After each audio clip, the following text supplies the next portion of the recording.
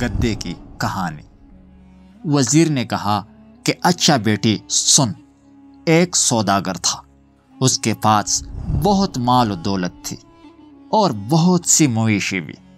سوداگر کی ایک بیوی تھی اور کئی اولادیں۔ خدا نے اسے جانوروں اور پرندوں کی بولیاں سمجھنے کا علم عطا کیا تھا۔ اس کا مکان سمندر کے کنارے پر تھا۔ اس کے گھر میں ایک گدھا اور ایک بیل تھا۔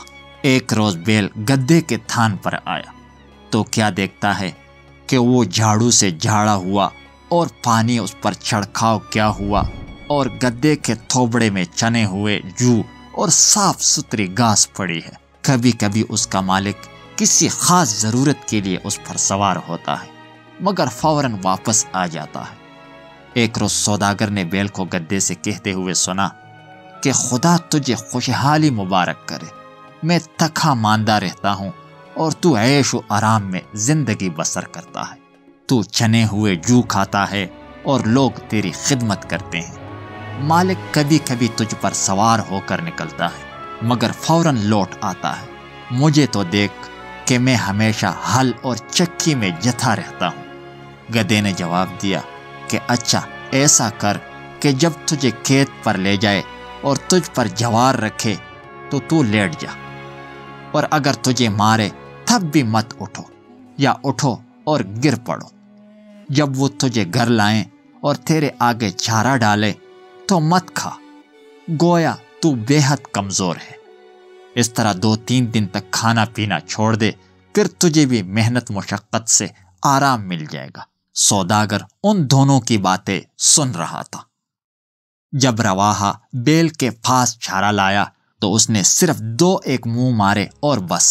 جب دوسرے دن صبح کو وہ بیل کو کھیت میں لے جانے کے لیے آیا تو اسے بے حد کمزور پایا۔ ہروایا بہت اداس ہوا اور سمجھا کہ اس کی وجہ یہ ہوگی کہ وہ کل دن بھر جتھا رہا ہے۔ یہ خبر اس نے سوداگر کو پہنچائی اور کہا کہ اے آقا، بیل آج کام کے قابل ہی نہیں ہے، رات بھر اس نے چارہ چوا تک نہیں۔ سوداگر سمجھ گیا کہ کیا معاملہ ہے اور کہنے لگا کہ اچھا، اس کی بجائے آج دن بھر گدھے کو جوت۔ جب دن بھر جتنے کے بعد گدھا شام کو واپس آیا تو بیل نے اس کی مہربانی کا بہت شکریہ ادا کیا، کیونکہ اس کی وجہ وہ دن بھر عیش و آرام سے رہا۔ لیکن گدھے نے کچھ جواب نہ دیا اور دل ہی دل میں شرمندہ تھا۔ جب دوسرا دن ہوا تو ہروایا پھر گدھے کو لے گیا اور شام تک اس سے کھیت جتوایا۔ جب گدھا دن بھر کا تھکا ماندہ گردن ڈالے ہوئے واپس آیا تو بیل نے اسے دیکھ کر پھر اس کا شکریہ ادا کیا اور اس کی تعریف کی۔ گدھے نے کہا کہ سن کہ میں تیری خیر خواہی چاہتا ہوں، اس لیے میں تجھ سے یہ کہتا ہوں کہ میں نے مالک کو کہتے ہوئے سنا ہے کہ اگر بیل اپنی جگہ سے اٹھنے کے قابل نہ رہا ہو تو اسے قصاب کے حوالے کر دینا چاہیے تاکہ وہ اسے ذبح کر ڈالے اور اس کی کھال کے ٹکڑے ٹکڑے کر ڈالے۔ اس لیے مجھے تجھ پر ترس آتا ہے اور میں تجھے محض صرف نصیحت کرتا ہوں بس۔ جب بیل نے گدھے کو یہ کہتے ہوئے سنا تو اس نے اس کا شکریہ ادا کیا اور کہنے لگا کہ کل میں ان کو پریشان نہ کروں گا۔ اس روز اس نے سارے چارے کو صفا چٹ کر دیا، یہاں تک کہ خالی تھوبڑا چاٹنے لگا۔ مالک یہ ساری باتیں سن رہا تھا۔ جب صبح ہوئی تو سوداگر اپنی بیوی کے ساتھ بیل کے تھان پر گیا۔ اتنے میں ہروایا آیا اور بیل کو لے کر جانے لگا۔ جب بیل نے آقا کو دیکھا تو اکھڑ کر چلنے اور ریخ خارج کرنے لگا۔ اس پر سوداگر کو اتنی ہنسی آئی کہ اس کے پیٹ میں بل پڑ گئے۔ اس کی بیوی نے کہا کہ تم کس بات پر ہنستے ہو؟ اس نے جواب دیا کہ ایک راز کی بات ہے جو میں نے سنی اور دیکھی ہے، اگر میں اسے ظاہر کر دوں تو مر جاؤں گا۔ بیوی نے کہا کہ خواہ تم مر ہی کیوں نہ جاؤ، تمہیں اپنی ہنسی کی وجہ ضرور بتانی پڑے گی۔ اس نے دوبارہ کہا کہ مرنے کے ڈر سے میں اظہار نہیں کر سکتا۔ بیوی نے کہا کہ ہو نہ ہو تم مجھ پر ہنستے ہو۔ پھر اس نے اتنا اصرار کیا کہ سوداگر مجبور ہو گیا۔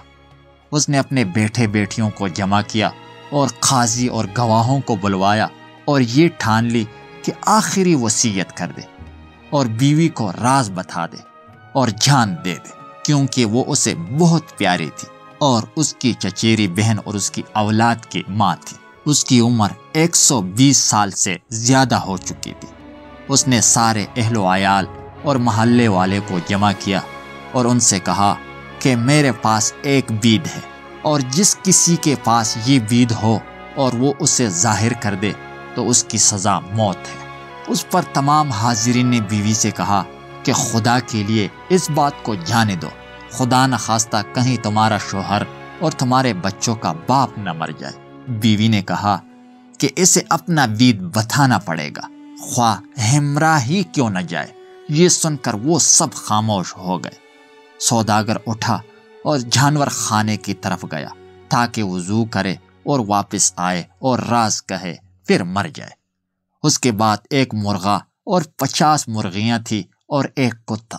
سوداگر نے سنا کہ کتا مرغے کو چلا کر کہہ رہا ہے کہ تم خوشیاں منا رہے ہو اور ہمارا آقا مرنے جا رہا ہے۔ مرغے نے کتے سے کہا کہ یہ کیوں کر؟ کتے نے مرغے کے آگے سارا ماجرا شروع سے آخر تک کہہ ڈالا۔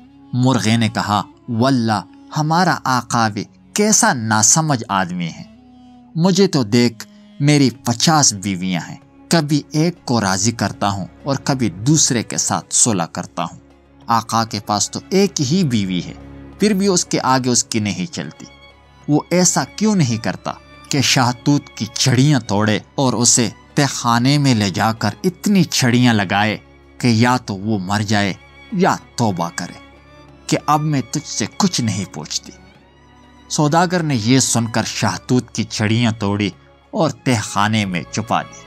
اس کے بعد وہ اپنی بیوی کو لے کر تہ خانے میں داخل ہوا اور اس سے کہنے لگا کہ میں چاہتا ہوں کہ تجھ سے وہ راز یہاں تہ خانے میں کہوں اور یہیں مر جاؤں تاکہ کوئی اور مجھے نہ دیکھے۔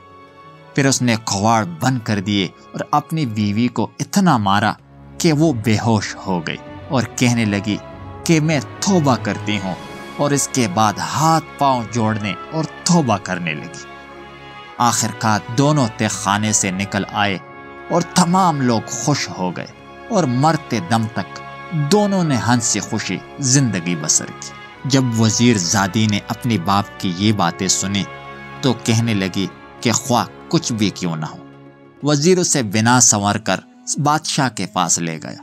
جاتے وقت وہ اپنی چھوٹی بہن سے کہتی گئی کہ جب میں بادشاہ کے پاس پہنچوں گی تو میں تجھے بھلاوا بھیجوں گی، اور جب تو آئے اور دیکھے کہ بادشاہ اپنی ضرورت مجھ سے پوری کر چکا ہے تو کہہ دے، اے بہن کوئی کہانی سنا کہ رات کٹے۔ میں تجھے ایک کہانی سناؤں گی، اور خدا نے چاہا تو وہی ہم سب کی نجات کا باعث ہوگا۔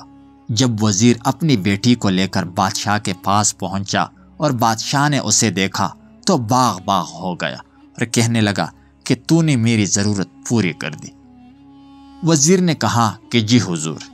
جب بادشاہ نے اس کے ساتھ صحبت کرنے کا ارادہ کیا تو وہ زار و قطار رونے لگی۔